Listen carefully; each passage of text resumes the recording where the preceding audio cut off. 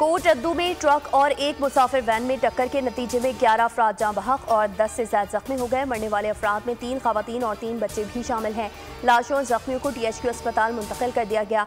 वाक़े की तहकीकात जारी हैं। एबटाबाद में गिलगित से रावलपिंडी जाने वाली बस को कलमबदराबाद मोटरवे पर हादसा, गाड़ी में आग भड़क उठी। मोटरवे पुलिस और रेस्क्यू एहलकारों ने बस में सवार 29 मुसाफिरों को बाहिफाजत निकाल लिया।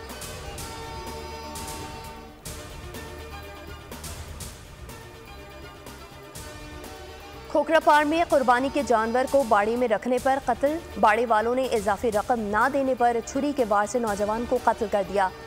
पुलिस का कहना है कि वाकया जाती दुश्मनी का शाखसाना है। मुलजिम जाल वक़्फ़ा से फरार हो गया।